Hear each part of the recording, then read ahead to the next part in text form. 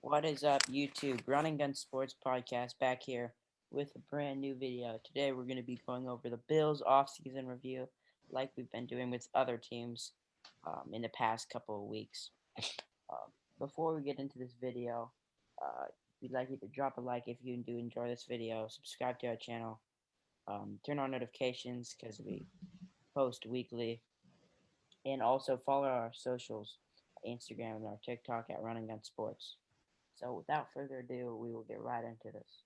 So the Buffalo Bills last year in 2020 they went 13-3. They were defeated by the Chiefs in the conference championship, but had two impressive playoff games before that against the Colts and the Ravens. Pretty good season for the Bills. Very good season for Josh Allen. He is developing into one of the best quarterbacks in the NFL for sure. Their defense surprisingly, was one of their problems. Their pass rush and them stopping the run was also a pretty big concern. But their secondary is one of the more better ones in the NFL. Micah Hyde, Jordan Poyer, of course, Tre'Davious White, very good secondary. They have some good linebackers too. Their defensive line is not the best though. And of course, wide receiver core is pretty good. John Brown is out of Buffalo now, but of course, they do have Stephon Diggs, which is one of the best wide receivers in the NFL, if not the best wide receiver in the NFL, maybe behind Devontae Adams. But him and Josh Allen had such a great connection last year. He was definitely his number one target. Their running game was not so good. Uh, their running backs just did not find a way to get a lot of yards. I think that's a lot to do with the offensive line's blocking. But very impressive season from the Bills last year. And who knows, if Josh Allen keeps developing, they may even do better this year. They're for sure a Super Bowl contender. Yeah, the Bills are the reigning AFC East champions, and a few years ago, that was normally the Patriots winning the AFC East every year, and the Bills really, honestly, are in the toughest division there is right now, and because the Dolphins, who had not even a bad season last year, they went 10-6 and were just barely a game short of missing the or making the playoffs. They have four of the top 50 draft picks, and they already have a good solid foundation for that team. And then you have the Patriots, who are rebuilding, and you know how Bill Belichick is. They probably have the arguably the greatest coach in football right now, and so I think that that's gonna be a tough number one spot to hold. Do I think they can do it? Yes, but as you said, Josh Allen had a great year last year, 4,500 passing yards, 37 touchdowns, and he ranked third in QBR with 81.7%, which is just a very solid grades right there. The 4,500 yards passing and the 37 TDs are both fifth in the NFL, which obviously he is a top five quarterback. He's probably higher than fifth in at quarterback, but right there, those stats speak for itself. The stats don't lie, and Josh Allen, Stephon Diggs, that combo, even when they struggled in games like the Ravens, they still found a way to have a pretty good game, even though the offense was struggling. It was a really lethargic game from both those teams. Just a lot of defenses, a lot of defensive battles in that game. So we'll see what happens. Like you said, their D line is not very good. Ed Oliver really needs to emerge soon. But I think that he will. He just doesn't really have the support, and they kind of brought him into Buffalo expecting him to be a star defensive lineman right out of the draft without any experience really in the NFL, which is tough. So we'll see what happens with the Buffalo Bills defense next year. Mhm. Yeah, definitely. Yeah, the AFC East, it's not been one of the strongest divisions in the past 10 years. Of course, you have the Patriots, and they've just really dominated. But sometimes, rarely, another team in the AFC East, excuse me, has made the playoffs as well as the Patriots. This has definitely been one of the worst divisions in the NFL for the past decade. But this year, I think this might be its best year ever because the Dolphins are a very big threat. um, their defense was very good last year. Same with the Patriots defense as well. But they've got a ton of draft picks and quite a lot of cap space. The Dolphins do this year, and the Patriots are making moves too. They've already signed a ton of free agents, like we went over in last week's offseason review for the Patriots. And the Jets are going to be better than they were last year, definitely, because they have the number two overall pick. they'll probably draft Zach Wilson or Justin Fields. Probably Zach Wilson, but we'll see with that. The Bills, in order to win, this is going to be a very defensive division. Uh, I think the Bills will definitely have the best offense in this division, but they do need a better defense than last year. Their defense was not very consistent, and they lost. Their three losses came because um, their defense did not do well in the first half of this season. They closed out their season with a like a 6 game win streak. I don't remember, but their defense was playing pretty good. And, Tre'Davious White was playing much better than he was earlier in the season. Of course, the year before he played amazingly. And yeah, like you said, the defense really struggled. We saw in the AFC Championship last year, or not last year, but just a few months ago, really, they had a 9-point lead, and versus the Chiefs, that really means nothing unless you're the Tampa Bay Buccaneers in the Super Bowl. And they had a 9-0 lead in the first quarter, and all things were looking good for the Bills. They just gotten a fumble from Mecole Hardman on the goal line.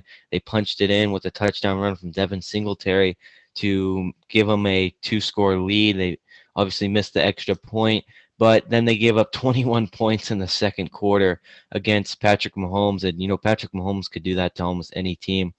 But when you're a team who is trying to compete for a Super Bowl, giving up 21 points in one quarter is just absolutely unacceptable, because 21 points is only 3 points shorter than what the Bills had scored the entire game, and the Chiefs had scored 38 points in the game. So easily more than half their points came within that one quarter, which is just ridiculous. They were shut out in the first half, which you rarely ever see. When the Chiefs go down by a multiple score lead, it's a lot of people expect them to come back. Obviously, like I said, not against the Buccaneers this year, but still. But I think a lot of it is because of the defensive line, and their secondary is very strong, but they're also very young, which is kind of a concern. I do think that they'll figure it out with more experience. The team's really young. It's going to be like one of those teams who's just kind of always there, and maybe one year they'll make a Super Bowl, and hopefully they'll win it, because back in the day when they lose 4 in a row, that can't be good for the fans at all. Don't want to have that happen again. But really, I think that really a questionable move that they had this offseason was re-signing linebacker Matt Milano. Yes, he was injured this year, but his stats were not very great. He had 35 solo tackles, 45 total tackles, and 3.5 sacks and 1 interception. None of those stats really strike me as him being a multi-year extension player. They could have gone out and gotten a better player. I think Bud Dupree, who obviously signed with the Tennessee Titans, which I thought was a good move by the Titans to pick up, was a good move. But right now they haven't looked at any running backs. They were looking at Chris Carson. With Devin Singletary, he's been really mediocre. Him and Chris Carson's stats are almost nearly identical, and they're not strong stats at all by any means. And both these teams really pass the ball a lot. Josh Allen in the year had one of the more pass attempts than anyone in the NFL had. So I think that was a good move for them not to go for Chris Carson. The Seahawks did re-sign him, which I think was a bad move on their part to re-sign Chris Carson.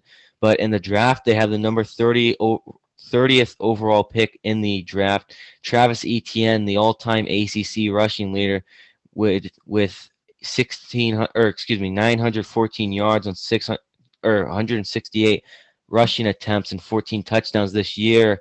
I think that they've really got to take a big, strong look at picking him up at number 30 overall, unless Najee Harris is still around, because Najee Harris, in my opinion, is the best running back coming out of that draft class. But if he's still around at the 30th overall pick, I don't think the Bills have a choice but to pick him up, because they've really haven't had any good running backs lately.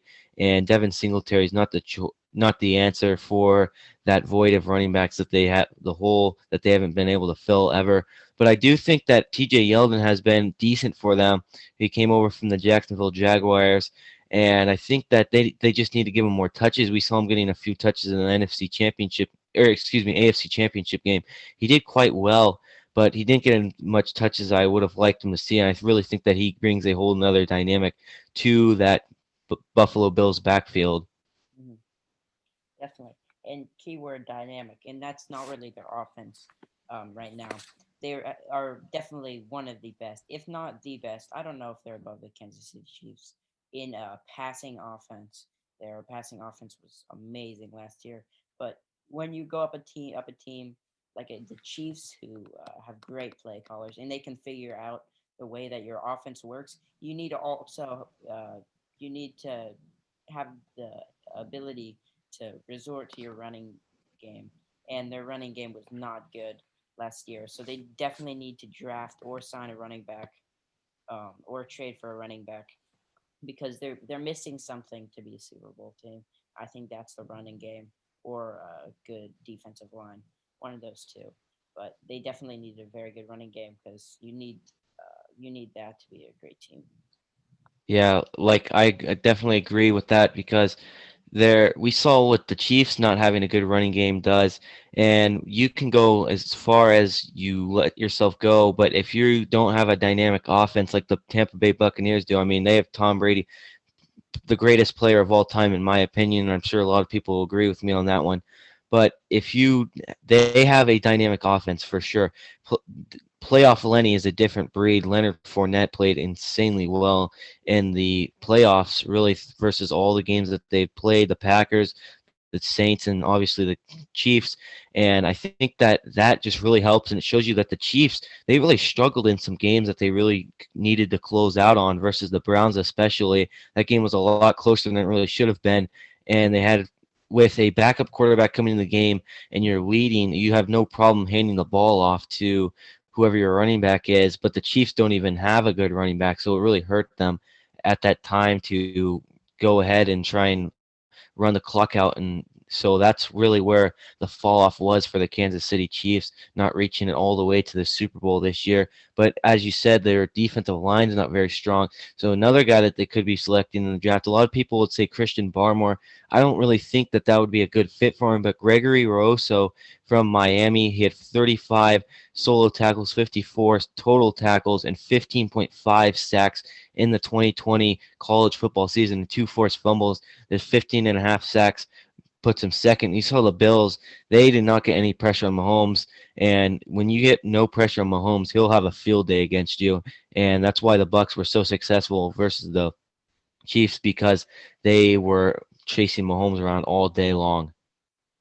Yeah, that's definitely very true. We'll see if the Buffalo Bills can fix their problems for the next season. Uh, we say that about every team, and that's true that every team cannot do that. So um, I hope they do, because I'm a fan of the Buffalo Bills. But we'll see what happens there. That's gonna wrap up our video.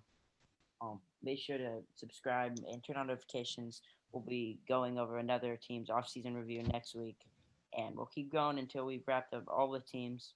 We'll see what we'll do after that. We have news updates that come out each week for the college football and for the NFL. So make sure to stay tuned for those. Like I said, follow us on our social media at Run Against Sports, Instagram, TikTok. Like this video if you enjoyed. We'll see you next time. Thanks for watching.